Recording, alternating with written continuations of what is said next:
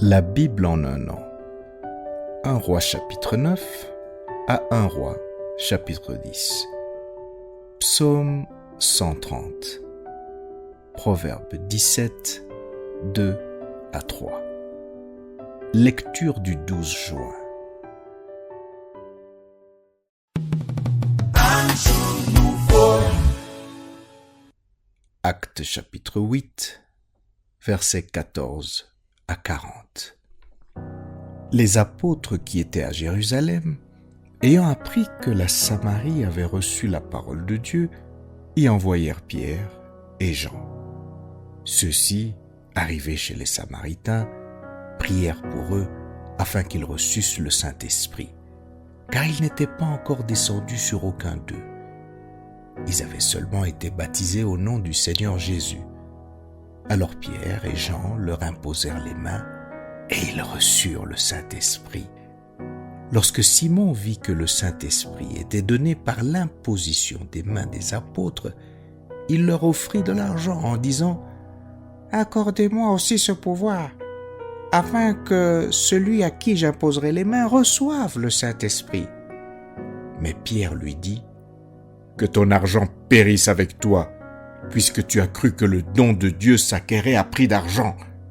Il n'y a pour toi ni part, ni lot dans cette affaire, car ton cœur n'est pas droit devant Dieu.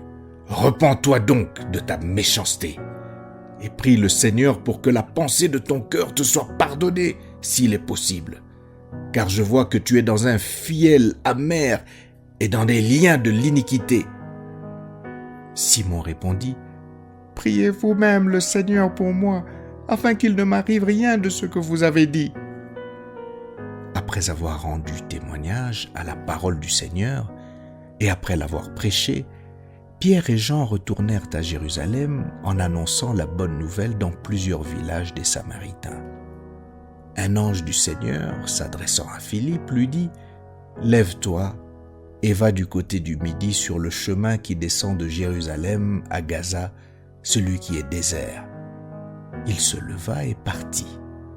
Et voici un Éthiopien, un eunuque, ministre de Candace, reine d'Éthiopie, et surintendant de tous ses trésors, venu à Jérusalem pour adorer, s'en retournait assis sur son char et lisait le prophète Ésaïe.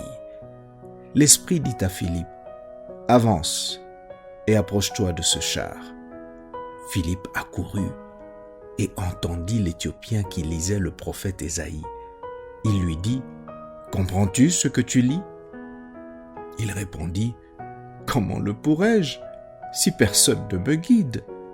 Et il invita Philippe à monter et à s'asseoir avec lui.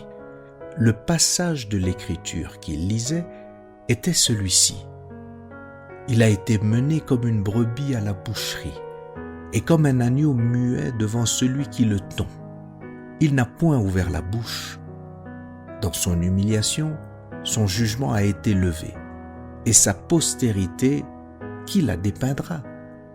Car sa vie a été retranchée de la terre. » L'eunuque dit à Philippe, « Je te prie, de qui le prophète parle-t-il ainsi?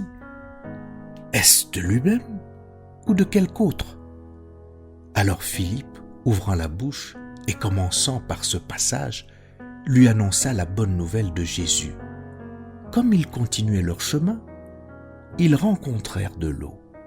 Et l'eunuque dit, « Voici de l'eau, qu'est-ce qui empêche que je sois baptisé ?» Philippe dit, « Si tu crois de tout ton cœur, cela est possible. » L'eunuque répondit, « Je crois que Jésus est le Fils de Dieu. » Il fit arrêter le char.